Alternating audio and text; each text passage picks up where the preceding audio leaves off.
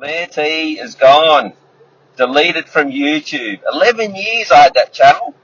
I didn't start the conspiracy work until about 2016. And over time, I've built up, had 6,000 subscribers, mainly due to the COVID crisis, because that's actually affecting people. So people are looking for answers, looking for what the hell is going on. Prior to that, people, as long as they weren't being affected, you were just a conspiracy nut. Now they're being affected, it's shit.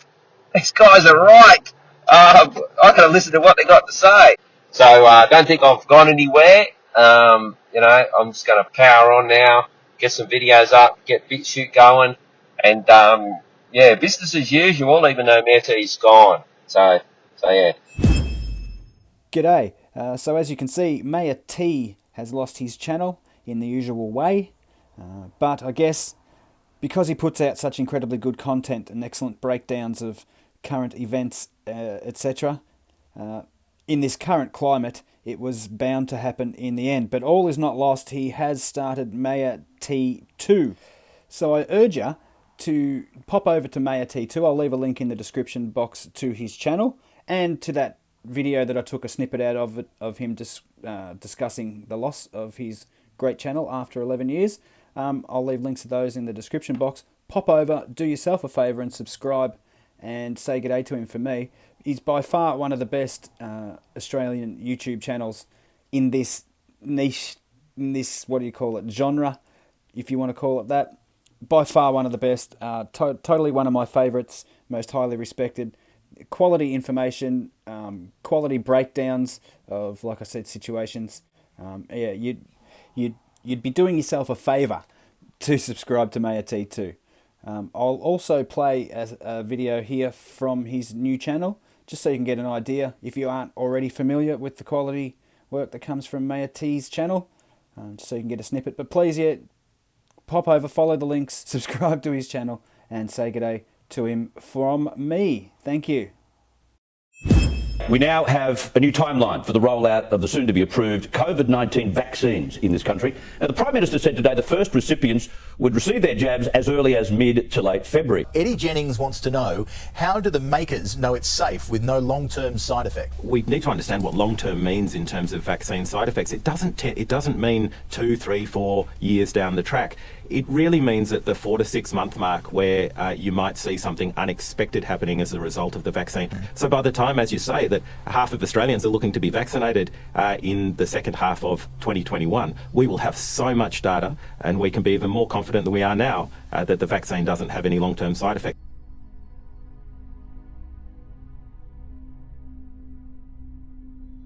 There's a lot of misconception, obviously, around, and also there are concerns among young females around infertility, things like that as well, which have been knocked on the head.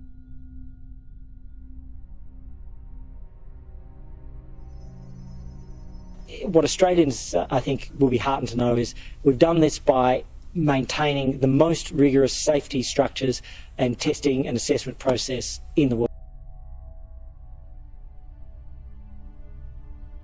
That the vaccines can be delivered on the time frame, that the batches can be tested. As we've been able to ensure the data and the evidence from the vaccine makers, as we've been able to ensure that the Therapeutic Goods Administration can do its assessment.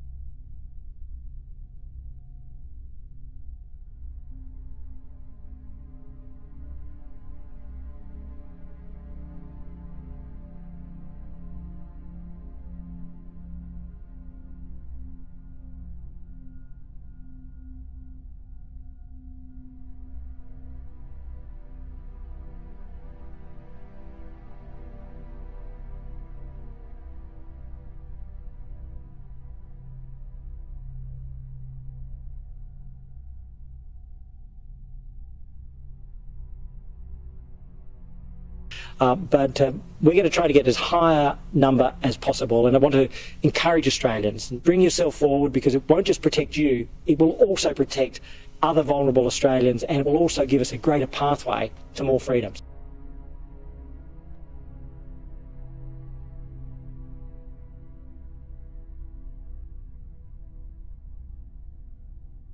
I'm open to all options to ensure we get the strongest possible take-up. Small business advocates are calling for a law to stand down workers without pay if they refuse to get the jab, with fears other employees won't show up if a co-worker isn't vaccinated, or of copping the blame for COVID cases.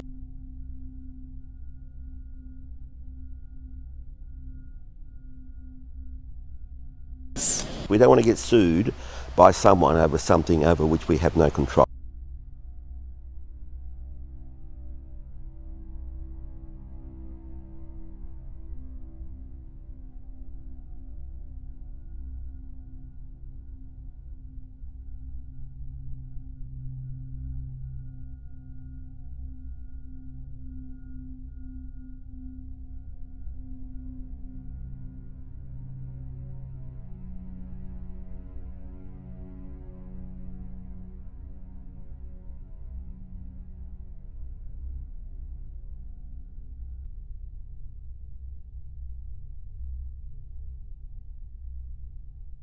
Council of Small Business Organisations, Peter Strong, joins me now from Canberra.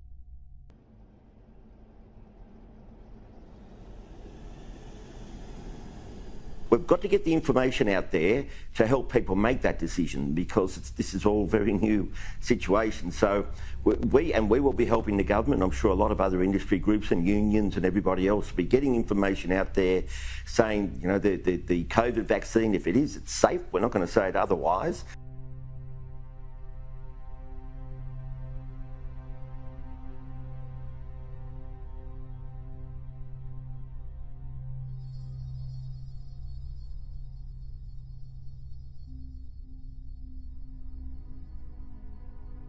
So I say we've got an immunologist and Professor Andrew Carr, and he's been really good at translating medical speak into the general speak that we understand.